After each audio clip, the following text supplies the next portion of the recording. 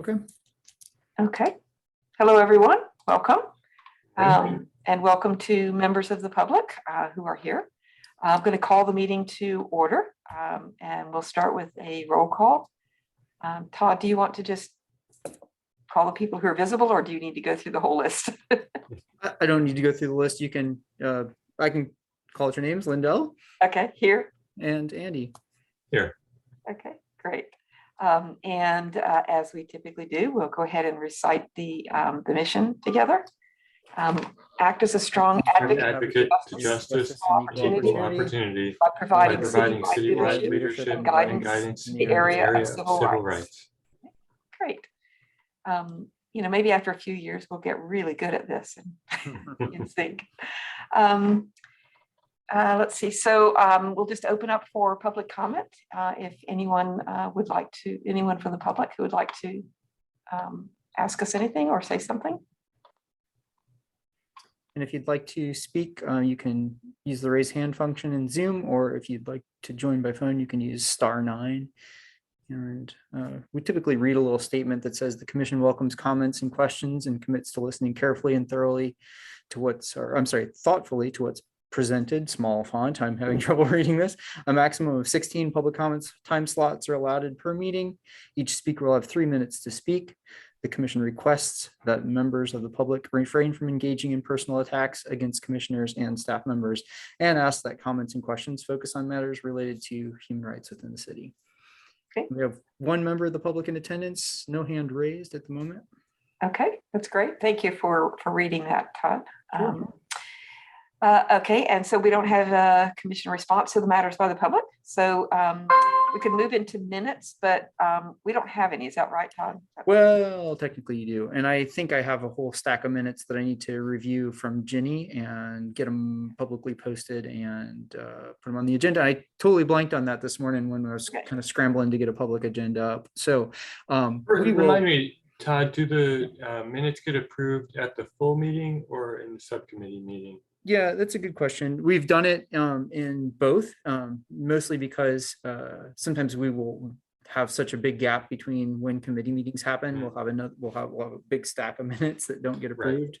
So either one, we can save it for the August meeting, or if you all meet again, we can review both sets of minutes. So my apologies, I totally overlooked that until just now. So that's okay. That's not a problem for me. Okay, so then we can move on to the work session, which is really just the discussing the Community Engagement Committee's values statement. And I can bring up on the screen the email from Jeanette. Hi, Jeanette. Hi, Jeanette. So we add Jeanette to the attendings. Okay. So we were just getting to your great work, Jeanette. Thank you for doing that. So I will bring up, if that's okay, the statement. Actually, let me do it this way. I'm just going to put it in a separate document than the email.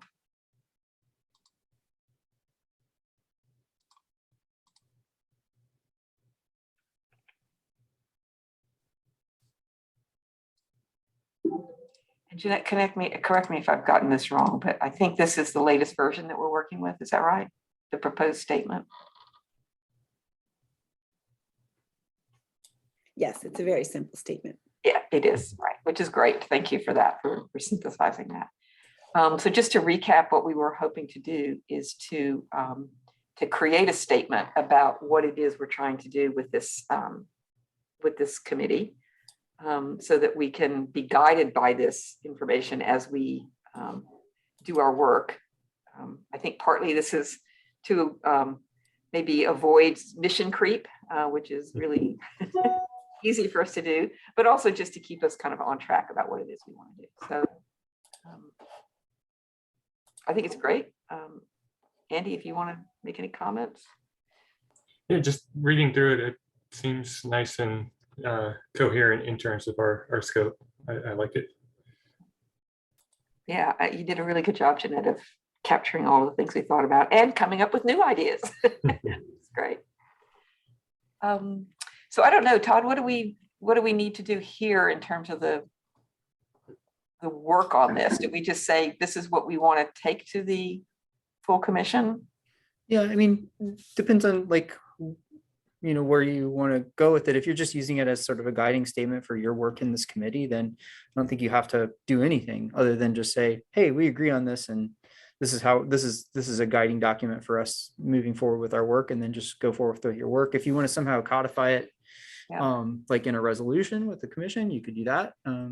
It's up to you. And I might say that if you wanted to do the whole resolution route, it can be a very short resolution. You don't have to have a whole bunch of stuff, and it'll be really easy to tie it back into, I think it's like, well, I won't throw out the number here, but there's a clause in the ordinance that's specifically about this, so you can identify how this aligns with your roles and responsibilities in the ordinance. So Yeah. whatever you want to do, how formal you want to be about it, is up to you.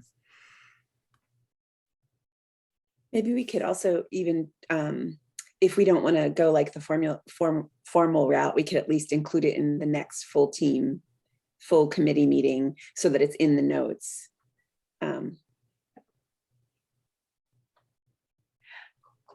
Yeah, I would lean towards actually doing a resolution and formalizing it, and that way we can announce it to the public as well, right? And basically say, this is our commitment to you. This is what we want to do.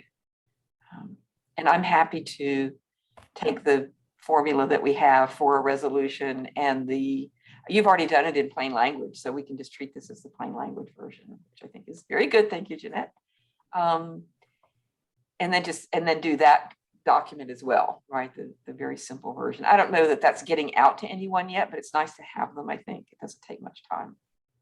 So is that okay? Do you want me to just go ahead and put this in a resolution form for the next meeting, next all commission meeting? Okay. Sounds good. Lindell, let me know if you need any templates or anything like that for that process. Or I was planning to just take one of the ones that we've done recently, and is that okay? perfect. Okay, Yep. great. All right, Yep. I'll do that. And if you have any questions about, like, if you want to do like the tie into the ordinance, I mean, the Yes, if ordinance- you could send me that, or well, I can find the ordinance. you can find it really easily, but I can send it to you. Yeah. Whatever you want. Just let me know, like, as you're constructing it, you're like, where's that stuff? And if you don't want to go searching for it, I can find it really quickly. You know what? If you can send it to me now, I will do this afternoon and be done with it. Ooh, okay, fantastic. And then I won't forget to send it to you. So Me I'll too, do right? it I'm like, now. okay, listen.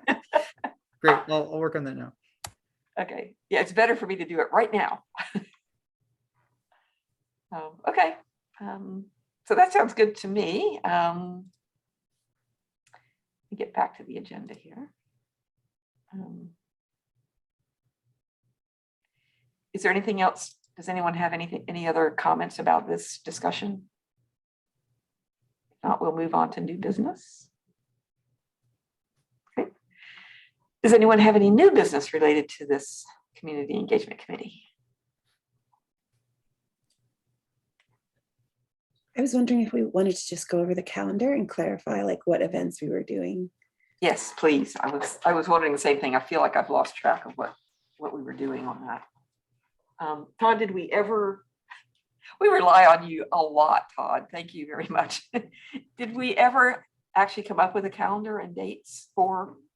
Yeah. So and it's totally fine to rely on me. I apologize if I'm not always as responsive as I'd like to be. One of the things that that's wonderful about what Victoria is doing is she is putting very, very diligent work into creating an event calendar, and I think she sent that out to the committee. So I think taking a look at that as a point of reference, if you want, I can search through emails and find that. Victoria I think she would love to be here, but she's driving to on a trip today, so she's probably not going to be with us. I would be really surprised, and I would be frightened if she's in a car and on the phone. But anyway, yeah, I think that's a good reference point. I know that she's been doing recently some things just popped up like OARs. There's a lot of people who are re-entering the community because there was a massive release of people, and so she's been going to these I think every Wednesday events over at the OAR to interact with folks. And so she just keeps adding new things as they emerge, as you know, like we were talking earlier, like more things are starting to become like in person again. So she's just monitoring those things and joining as she sees them pop up. So did you find that email? If not, I can look for it. I'm looking right now. Okay, I see. So this would have been June 10th. No, this is not a calendar. What I have is just she gave us a list of the dates of the upcoming tabling events, but I'm not finding a calendar. Yeah, I don't know if she actually sent you the calendar, or just kind of a quick list. Oh, I think, okay, so I do have the quick list, and Jeanette had said you could do West Haven and Pride Festival. I could do part of the day. For me, Yeah. it's harder to do the whole string. You know, I'd rather do more than one part of the day, unfortunately. Mhm. Yeah, so it looks like we need some kind of document that captures the events that we want to table, and then who's going to be tabling them. And I don't think, correct me if I'm wrong, but I'm not seeing that we have committed to anything other than Jeanette committing to West Haven. And these are things that Victoria's going to be at anyway. Yes. Is that right? Yeah. That's correct, right. So I guess what this means is there's a couple things I think we could do.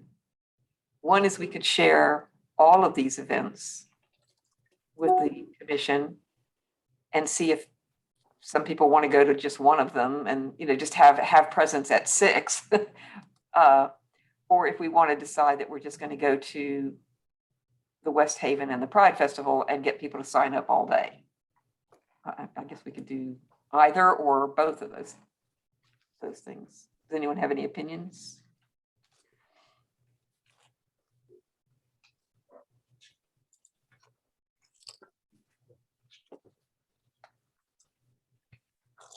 Okay. What was the Pride one again? The Pride one is September 18th.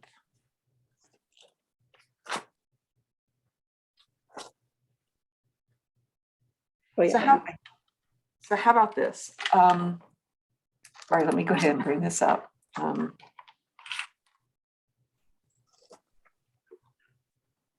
I can do partial days for both of those, West Haven Day and Pride Festival.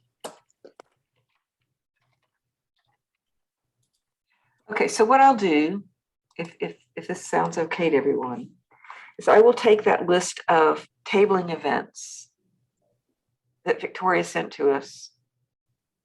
I will put it in an Excel spreadsheet with time slots. We can send it to the entire commission and just, you know, a Google Doc, a shared doc. And then people could, and we can tell them the purpose of the community engagement committee, you know, what it is they'd be doing there, right? It's just a listening session, right? And we can just ask people if they want to join Victoria and just be there to listen to people, and they can sign up for whatever slots they want to.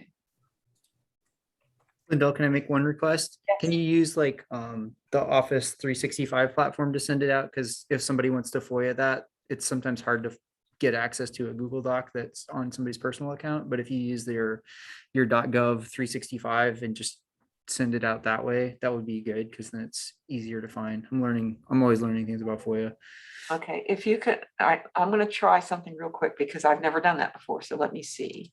Let me create a worksheet right now. I'm just wanting to make sure that it's not setting it up in my 365. Which, personally. yeah, as long as you're signed in, I think with your .gov account, then you should be okay. And then I think somebody can find it. I'm a little perplexed at OneDrive and Office 365 myself at the moment, but it'll be in there somewhere, and somebody in IT can find it if need be. Okay.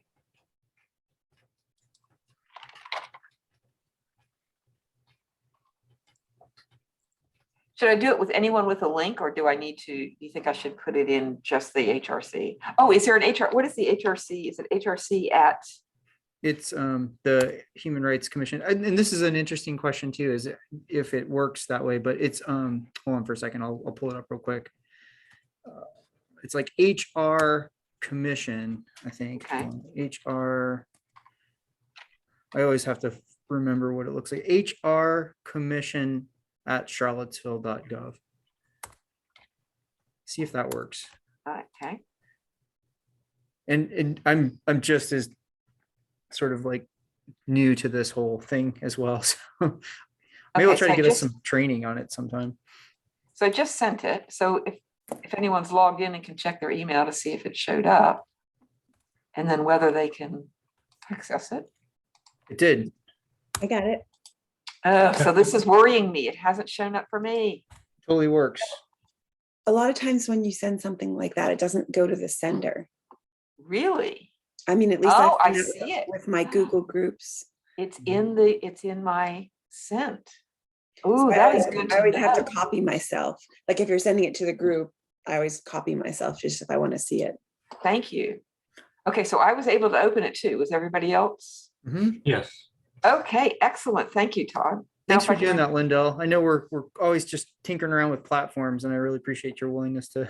Yeah, well, I love Yeah. technology, so I'm kind of, this is exciting to me. Ooh, I learned a new thing that works. That's awesome. Okay, all right, so I'll fill that into for today. I'm feeling very competent today. Can't promise this next time around. Okay. What was the next thing on the agenda? Is there any other new business? So I didn't attend the last meeting. Curious, I guess one thing I've kind of been wondering about is social media accounts and things like that. Has there been discussion or, sort of anything new about, who can manage it and Yeah, I can, if you want, I can speak to that. So, so it's really complicated because yeah. social media accounts for city governments are really, really challenging from a FOIA perspective. I discovered that there is a Dialogue on Race Twitter account that was started back in 2013 and an OHR Twitter account that was started around the same time, neither of which have been updated since maybe, a few months after having been started. And yet they're all still subject to FOIA. I'm currently working with IT and communications to download all of the content from both of them so that if we get a FOIA request, we can respond. And then we are going to shut both of them down. And so my suggestion here is that rather than managing additional social media accounts, all of which are subject to FOIA, all of which are open to anyone to communicate on, if you have events that you'd like to share, like we did with the town hall, let us work with communications to put them through their platforms, because as you saw at the town hall, the reach is immense, right? Like we got 120 plus responses to a public poll, right? They have Twitter, they have Facebook, they have their email blast list that people sign up for. We can also announce things on the city website. They can release press releases. We can do NBC 29. It's like way more than we can do just like by starting a new social media account on our own. So my humble suggestion would be, let's do that. Unless there's a very unique reason that you think we need to pursue social media outside of communications, I would really highly suggest that. Just the current like FOIA number of FOIA requests coming into the city right now, it's almost overwhelming. It like sort of just like slows the whole machine down at this point. And so to increase that volume would just be not very kind to other city staff who are having to deal with that right now. So that's my 2 cents. So I have a question kind of related to that. What if we have a commission meeting and we're talking about something and let's say we do this resolution as an example, okay? Could we all decide, oh, you can post this on your personal accounts, right? Each of us can do that, right? Okay, so that is another option that we could do if we wanted to get something out among our networks anyway, right? Okay. That's good. Absolutely. And if you, and what you can do is you can post a link, like once we get it up on the city website, you can post a link so that people have the public link to it. There's lots of different things you could do. If it's something like really, like, you completed some really momentous document that you want the public to know about, like, I can ask communications like, hey, can you issue a press release on this? I think there's ways that you can get the word out that are really effective. And like you say, yeah, you can certainly use your personal social media to talk about that stuff. Know that, like, even then, when you talk about commission business on your personal social medias, that's all FOIAble. So Oh, God. so just be ready for that. If somebody says, I mean, and it doesn't have to come in writing. Somebody can just call the office or call the city manager's office and say, I want every social media post related to commission business on everybody's personal Twitter accounts since the last 4 years. And we have to comply. And it's like, okay, shut the city, turn off the lights. This is what we're doing for the next 4 days. So every time I repost a city council or a Human Rights Commission meeting, when I post it on my Facebook and say, hey, we're meeting right now, that's discoverable. I mean, that's something I would have. Potentially. Oh, my Potentially. So you see the conundrum, right? Like, we're learning all the time, like what is required under FOIA, right? It's not the most, it's not obvious always, right? And so you have to just really be thinking about it. It's the nature of being on a publicly appointed body. It's also, I mean, just my 2 cents, it's also suppressive, right? I mean, its effect is to just say, well, let's just not spread things, because then there's the work of having to pull it up if somebody asks about it. So I think it's counterproductive to what it's hoping to do, I think, but it's okay. Right. Yeah, thank you, Todd, for Yeah. kind of giving us the scope of what's required and what are the avenues. That was kind of what I was wondering where that was going. So that's helpful to understand that. Thanks for asking. I'll send also, maybe I think I can share this. I got a 1-pager from our FOIA officer recently, just to sort of like give us like, here's a general sense of the FOIA universe right now. Maybe that will be helpful as a guiding document for you all as well. I'll send that to the whole commission.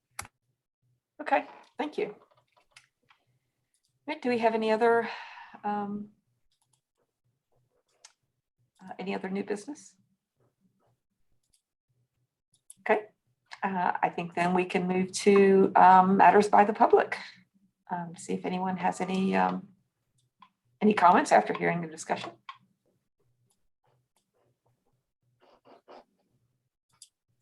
We have one attendee currently, no hands raised, but Okay, if you're interested, you may raise your hand.